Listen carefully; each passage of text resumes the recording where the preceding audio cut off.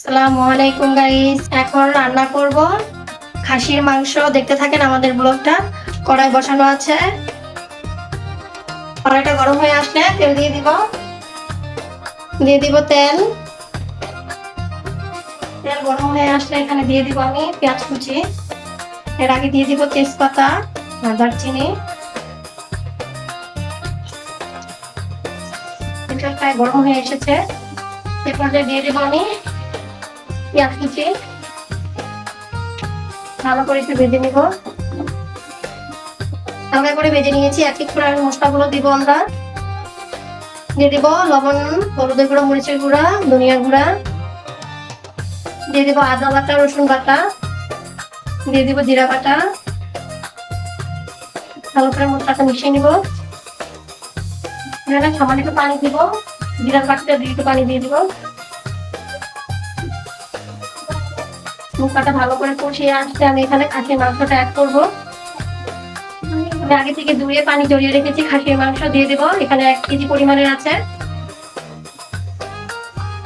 ভালো করে মশলার সাথে মিশিয়ে নেব।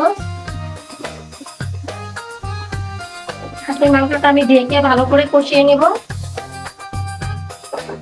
ফিরে আসলাম 5 মিনিট পর। দেখবো এখন দিয়ে দিব আমি আলু গোটা গোটায় দিয়ে দিব। ভালো করে মিশিয়ে নিব আলুর সাথে। আলুর সাথে আমি আরো 5 মিনিট কষিয়ে নেব। আবার ঢেকে দেব, কষিয়ে নেব 5 মিনিট আরো। ফিরে আসলাম আবার 5 মিনিট পর। দেখবো উঠিয়ে অনেকটা কষানো হয়ে গেছে, জল টেনে এসেছে। এই পর্যায়ে জল দিয়ে দিব। তো অবশ্যই চেষ্টা করবেন আপনারা খাসির মাংস কিংবা গরুর মাংসতে গরম পানিটা দেওয়ার, তাহলে খুবই ভালো হয়। আমি এখানে গরম পানি অ্যাড করে দিব। এই পর্যায়ে দিব আগে থেকে পানি গরম করে রাখা। আর দিব না, নেড়ে চেড়ে দিব। তো জল ফুটে আসা পর্যন্ত আমরা অপেক্ষা করব। তো প্রায় আমাদের খাসির মাংস রান্না কমপ্লিট হয়ে যাচ্ছে। উপরে দিয়ে দিব জিরার ফাঁকি আর গরম মশলার ফাঁকি। দিয়ে দিব 1/2 চামচ জিরার ফাঁকি আর দিয়ে দিব 1/2 চামচ গরম মশলার ফাঁকি। একটু মশলাটা মিশিয়ে নেব মাংসের সাথে।